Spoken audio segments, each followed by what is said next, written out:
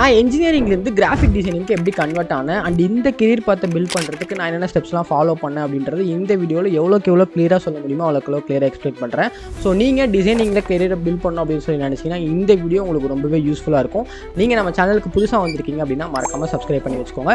இப்போ நம்ம வாங்க வீடியோக்குள்ளே போகலாம். ஸோ காலேஜ் ஜாயின் பண்ணி கொஞ்ச நாளே வந்து பார்த்தீங்கன்னா எனக்கு கோடிங்கில் பெருசாக இன்ட்ரெஸ்ட் இல்லைன்னு சொல்லி தெரிஞ்சிருச்சு. ஸோ இன்ட்ரெஸ்ட் இல்லாத ஒரு விஷயத்தில் அதிகமாக டைம் ஸ்பெண்ட் பண்ண வேணாம் அப்படின்னு சொல்லிட்டு அடுத்து என்ன ஆல்டர்னேட் அப்படின்னு சொல்லி பார்த்துட்டு இருக்கப்போ தான் டிசைனிங் அப்படின்னு சொல்லியான ஒரு மேட்டர் நான் வந்து ஃபைண்ட் பண்ணேன் ஆக்சுவலாக. ஸோ அந்த டைமில் வந்து பார்த்தீங்கன்னா கிராஃபிக்னா என்ன, டிசைனிங்னா என்ன, இது என்னென்ன பண்ணுவாங்க அப்படின்னு சொல்லி எந்த ஐடியாவுமே இல்லை. ரேண்டமாக யூடியூப்ல வந்துட்டு லைக் இதை ரிலவெண்ட்டாக இருக்கிற வீடியோஸ் வந்து நான் பார்க்க ஆரம்பித்தேன். ஸோ அப்போ தான் நான் என்ன ஒரு கன்க்ளூஷனுக்கு வந்தேன் அப்படின்னா, ஒரு நல்ல டிசைனர், ஒரு எஃபிஷியண்டான டிசைனராக வரணும் அப்படின்னா உங்களுக்கு டிசைன் தியரிஸோட சேர்த்து, அதாவது டிசைன் பிரின்சிபல்ஸோட சேர்த்து ஒரு டிசைன் டூலோட நாலேஜ் இருக்கணும். இது ரெண்டும் கம்பைன் ஆனால் மட்டும்தான் உங்களால் ஒரு நல்ல டிசைனராக வர முடியும் அப்படின்னு சொல்லியான ஒரு கன்க்ளூஷனுக்கு வந்தேன். So which comes to my third point என்னது அப்படின்னு வந்து பார்த்தீங்கன்னா, இந்த டிசைன் தியரிஸை வந்து நீங்கள் கற்றுக்கிறதுக்கு யூடியூப்ல ஏகப்பட்ட டுட்டோரியல்ஸ் வந்து அவைலபிளாக இருக்குது. ஃபார் எக்ஸாம்பிள் கலர் தியரினா என்ன, விஷுவல் ஹைரார்க்கினா என்ன, டைப்போகிராஃபினா என்ன அப்படின்னு சொல்லி ஏகப்பட்ட டுட்டோரியல்ஸ் இருக்குது. பட் இது எல்லாத்தையுமே நீங்கள் கற்றுக்கிட்டு உங்களோட ப்ராஜெக்ட்ஸில் நீங்கள் எப்படி இம்ப்ளிமெண்ட் பண்ணுவீங்க அப்படின்றதான் மேட்ரு. அண்ட் இதுக்கு ஆப்வியஸாக நீங்கள் வந்து ஒரு டூலை வந்து ஃபஸ்ட்டு கற்றுக்கணும். அண்ட் நான் வந்து ஃபோட்டோஷாப் தான் ஃபஸ்ட்டு கற்றுக்கிட்டேன். ஸோ இதை வந்து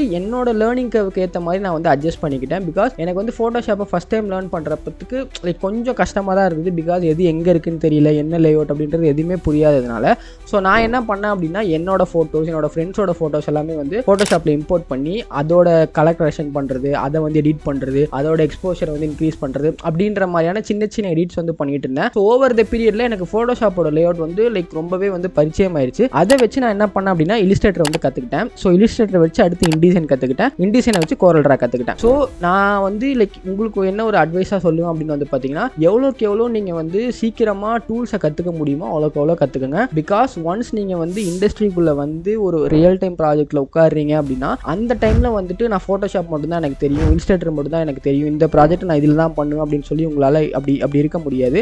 அது வந்து உங்களோட ஒர்க்கோட குவாலிட்டியை வந்து லைக் கம்மி பண்ணுற மாதிரியான ஒரு விஷயமா இருக்கும்.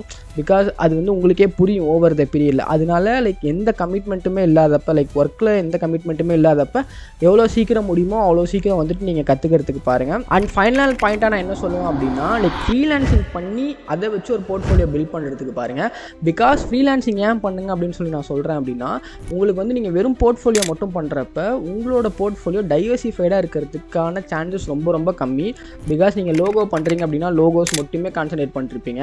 அதே மாதிரி போஸ்டர்ஸ் பண்ணுறீங்க அப்படின்னா போஸ்டர்ஸில் மட்டுமே தான் உங்களோட போர்ட்ஃபோலியோ இருக்கும். ஸோ நீங்கள் ஃப்ரீலான்சிங் பண்ணீங்க அப்படின்னா உங்களுக்கு மல்டிபிள் கிளைண்ட்ஸ் வந்து வருவாங்க, மல்டிபிள் லைக் நீட்ஸ்லேருந்து வருவாங்க. அப்போ வந்து உங்களோட போர்ட்ஃபோலியோ வந்து டைவர்சிஃபைடாக இருக்கும். லோகோஸ் இருக்கும், போஸ்டர்ஸ் இருக்கும், தம்ப்நெயில்ஸ் இருக்கும், அந்த மாதிரி லைக் பல டைப் ஆஃப் டிசைனிங் வந்து நீங்கள் பண்ணியிருப்பீங்க. அண்ட் நீங்கள் காலேஜ் முடித்து ஒரு ஃபுல் டைம் ரோலுக்கு நீங்கள் போகிறப்ப உங்களோட ஃப்ரீலான்சிங் எக்ஸ்பீரியன்ஸை அவங்க கன்சிடர் பண்ணல அப்படின்னாலும் நீங்கள் ஸ்பெண்ட் பண்ணியிருக்கிற ரியல் டைம் எக்ஸ்பீரியன்ஸாக இருக்கட்டும், உங்களோட ஒர்க் எக்ஸ்பீரியன்ஸாக இருக்கட்டும், அதை வந்து அவங்க கண்டிப்பாக வேல்யூ பண்ணுவாங்க. அண்ட் அதுக்கான லைக் ரிவார்ட்ஸுமே உங்களுக்கு நிறைய கிடைக்கிறதுக்கான சான்சஸ் இருக்குது. இது பர்சனலாக எனக்கு ஒர்க் அவுட் ஆயிருக்கு, அதனால நான் உங்களுக்கு சொல்கிறேன். ஸோ இப்போ நான் சொன்ன மேட்டர் எல்லாமே உங்களுக்கு வந்து ஏதாவது ஒரு இடத்துல யூஸ்ஃபுல்லாக இருந்துச்சு அப்படின்னா மறக்காமல் நீங்கள் வந்து கமெண்ட் செக்ஷனில் சொல்லுங்கள்.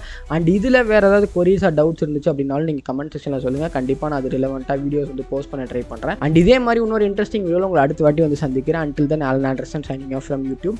Bye.